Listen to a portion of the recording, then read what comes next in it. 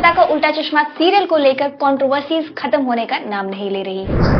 आए दिन होते रहते हैं इस सीरियल को लेकर नए नए खुलासे। रिसेंटली एक ऑडियो सामने आया है जिसमें जेनिफर मिस्ट्री ने बताया है कि फाइनली अब जाकर उनकी कंप्लेंट यानी कि FIR रजिस्टर हो गई है। ये तो जाहिर सी बात है कि मॉरल वैल्यू सिखाने वाले इस सीरियल की डार्क रियलिटी ने फैंस को हिलाकर रख दिया है। साथ ही कई सवाल खड़े होते हैं इस सीरियल के प्रोड्यूसर असित कुमार मोदी पर।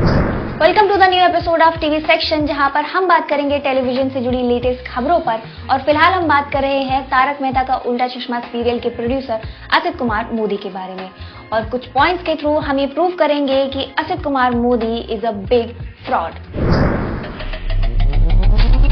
तारक मेहता का उल्टा चश्मा एक ऐसा शो है जिसे हम बचपन से अपनी पूरी फैमिली के साथ देखते आए हैं। आज इतना मस्का क्यों मार रही है मस्कुड़ी?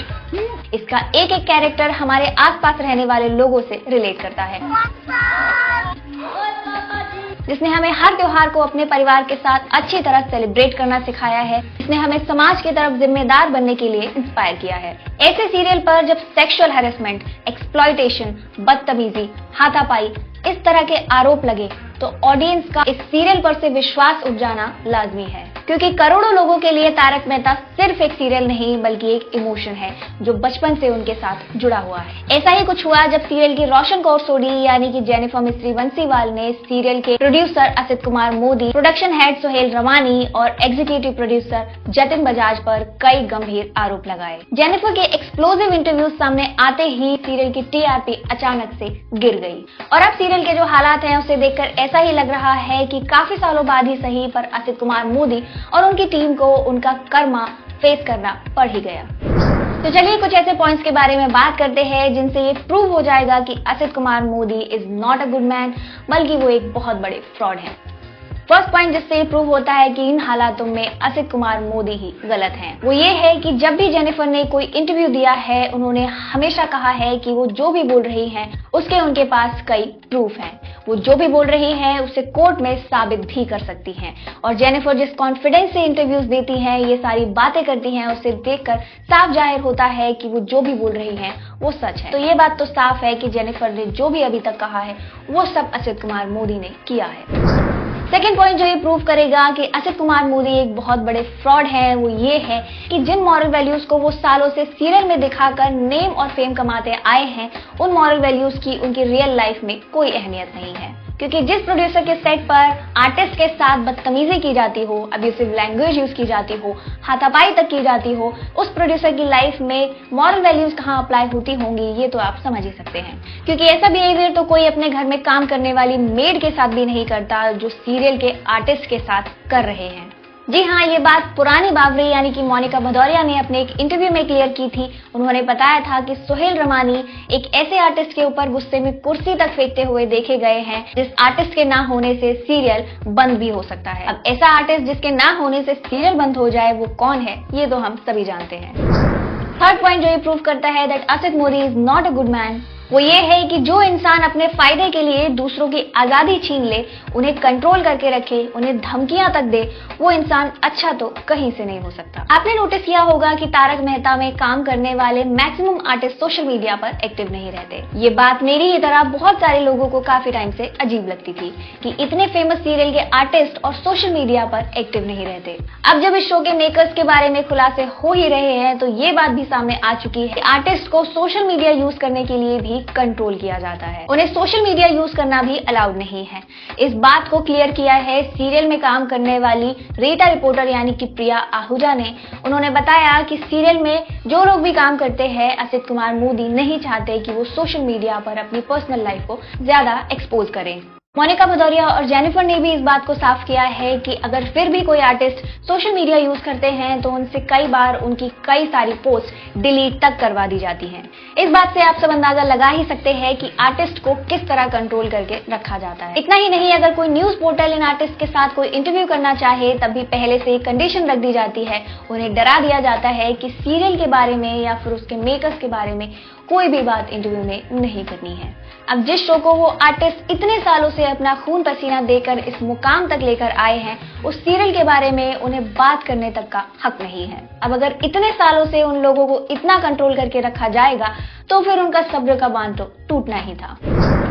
फोर्थ पॉइंट जो असित कुमार मोदी को फ्रॉड प्रूफ करने में कामयाब होता है वो ये है कि अभी तक जितने भी आर्टिस्ट ने ये शो छोड़ा है उन सभी के पैसे या तो असित कुमार मोदी ने दिए नहीं है या फिर उन्हें बहुत ही ज्यादा रुला रुला कर पैसा दिया जाता है, वो पैसा जो उन आर्टिस्ट का हक बनता है। और ऐसा नहीं है कि असित कुमार मोदी के पास पैसे की कोई कमी है तो फिर क्यों इन आर्टिस्ट का पैसा नहीं लिया जाता।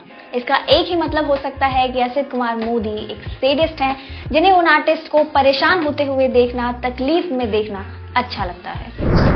Fifth point is that Asit Kumar Modi is not only a sadist but a misogynist also. उनकी नजर में आज भी औरतों का करियर ओरिएंटेड होना इतना अच्छा नहीं है। ये बात खुद प्रिया आहूजा राजदा ने एक इंटरव्यू में क्लियर की थी कि उनके हस्बैंड यानी कि मालव राजदा के शो छोड़ने के बाद उनका रोल भी सीरियल से काट दिया गया और इस बारे में उन्हें इन्फॉर्म तक नहीं किया गया। जब भी उन्होंने इस बारे में असित कुमार मोदी से बात करने की कोशिश की तो उन्होंने यही कहा कि तुम्हारा पति तो कमा ही रहा है, तुम्हें किस बात की टेंशन है, घर बैठो और ऐश करो। ये सोच सिर्फ एक मिसोजिनिस्टिक मैन की ही हो सकती है। 6 पॉइंट जिसने ऑडियंस को सबसे ज्यादा शॉक कर दिया वो था सेक्सुअल हैरेसमेंट का आरोप। यहाँ पर भी असित कुमार मोदी ही गलत प्रूफ होते हैं। अभी तक गिनाई हुई सारी कमियों के साथ साथ असित कुमार मोदी एक कैरेक्टरलेस इंसान भी हैं। अब अगर एक बेटी का पिता एक मैरिड वुमेन के साथ ऐसी बात करे कि तुम्हारे होठ बहुत सुंदर हैं, मन करता है पकड़कर किस कर लूं, तो इसका मतलब और क्या ही हो सकता है। जेनिफर का ये बयान सच इसलिए लगता है क्योंकि जेनिफर ने सिर्फ वही बातें बोली हैं जो उनके साथ हुई हैं। कुछ न्यूज पोर्टल्स ने उनके बारे में कुछ गलत न्यूज भी फैलानी शुरू कर दी थी कि असित कुमार मोदी ने उन्हें फिजिकली हैरेस किया है, पर जेनिफर ने सामने आकर ये बातें क्लियर की कि ऐसा कुछ नहीं है, असित कुमार मोदी ने मुझे सिर्फ वर्बली हैरेस किया है। जेनिफर चाहती तो कुछ बड़ा चढ़ाकर भी बोल सकती थी पर उन्होंने कुछ भी एक्स्ट्रा नहीं कहा है। 7 पॉइंट जो असित कुमार मोदी के कंप्लीटली अगेंस्ट गया वो ये था कि जब जेनिफर ने सामने आकर असित कुमार मोदी के बारे में खुलासे करने शुरू किए तो असित कुमार मोदी ने भी एक टैक्टिक खेलना शुरू कर दिया। उन्होंने सोचा कि वो जेनिफर को बदनाम करके उन्हें डरा देंगे और ऑडियंस को भी कन्विंस कर लेंगे कि जेनिफर झूठी है।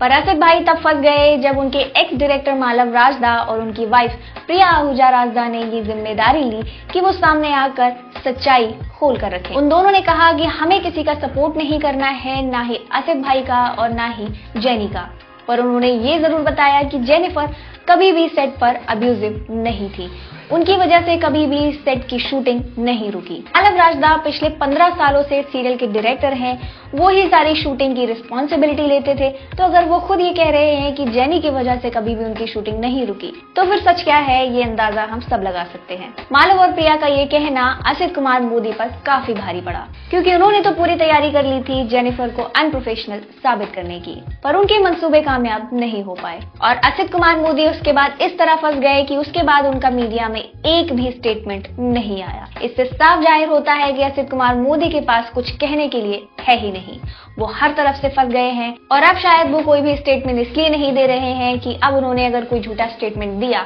तो कोई और आर्टिस्ट आकर उनके खिलाफ ना बोलने लग जाए। इन कंट्रोवर्सीज के चलते ऑडियंस भी काफी कंफ्यूज है। काफी सारे लोगों को ये समझ नहीं आ रहा है कि आखिर जेनिफर मिस्त्री और असित कुमार मोदी में सही कौन है और गलत कौन। ये 7 पॉइंट्स इसलिए थे कि आपको ये साबित कर सके कि असित कुमार मोदी गलत हैं। इतने सालों से गुडी गुडी इमेज लेकर घूमने वाले Asit Kumar Modi is not a good man, बल्कि वो एक बहुत बड़े फ्रॉड हैं जो 15 सालों से ऑडियंस को बेवकूफ बनाकर नेम, फेम और पैसा कमाते आ रहे हैं। पर वो कहते हैं ना, कर्मा इज अ, समझ गए होंगे। आपका इस बारे में क्या कहना है हमें कमेंट बॉक्स में जरूर बताएं। I am Parul Patel signing off. Please like the video and subscribe to our channel now.